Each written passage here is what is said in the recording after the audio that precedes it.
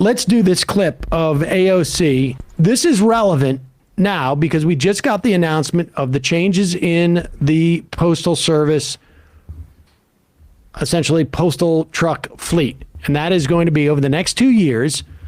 There are going to be, when they replace their vehicles, something like 100,000 of the close to 200,000 vehicles, maybe like closer to 180,000, 170,000 vehicles will be electric. So they're making this transition. Again, Postal Service has the biggest fleet of vehicles in the world. And so this is a big deal. By 2026, all their new vehicles will be electric, which means that we're going to see implications in terms of infrastructure around the country. We're going to see changes in terms of capacity to build the electric vehicles. We're going to see development of technology through the building of these vehicles. And one thing that we will not see, at least as of April, and there's no reason to believe this is different, AOC at the time basically made it clear that the company that is delivering these vehicles could have done it in Wisconsin in their where their headquarters are, but instead they're doing it in South Carolina, I believe it is, where they don't have unionized work. And this is going to become an issue. And this is also another opportunity, blown opportunity by the Biden administration to promote unionization. Ms. Stevens, are you aware that the announcement that next generation delivery vehicle fleet would be built in South Carolina after the Oshkosh Defense initially won the contract in having facilities in Wisconsin? Yeah, the Postal Service was made aware of that decision shortly before the public announcement, and it is a decision that's at the discretion of the supplier. So are you aware that Oshkosh Defense might be trying to circumvent its longstanding contract with the United Auto Workers workforce in Wisconsin by essentially building a brand new facility after the contract was awarded in a vacant warehouse in South Carolina?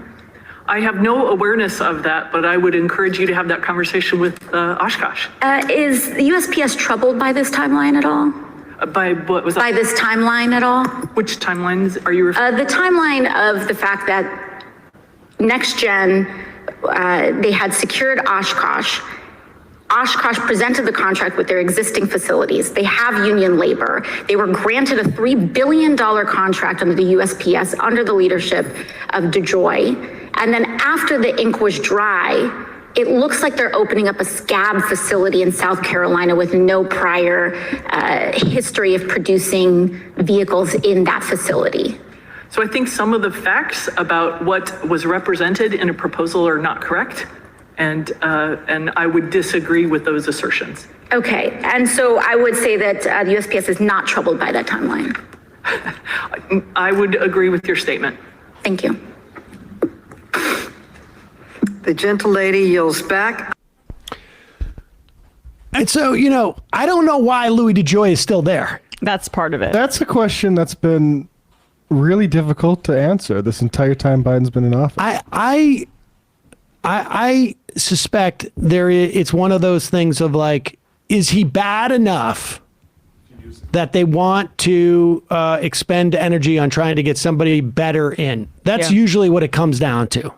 But put this in the he is bad enough column, because there was an opportunity here to make sure that these things were built by union workers.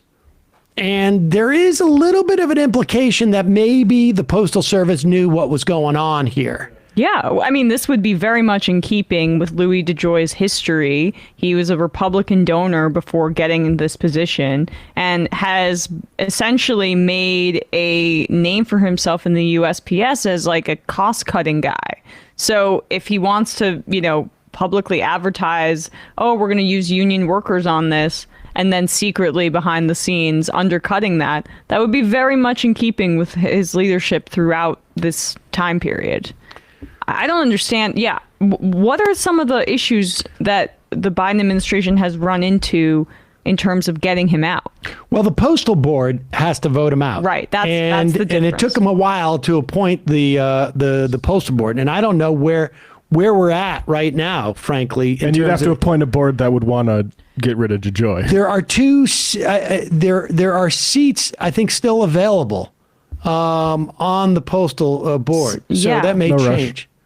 But again, it's really just like, how much does the administration want to spend time on that as opposed to like judges? There's this broader problem with electric vehicles and I think green energy in general and being anti-labor. We saw this with the, I think it was Build Back Better had the, Biden was pushing a tax credit for union-made electric vehicles and Manchin kiboshed Yep. it thanks to in service of Toyota.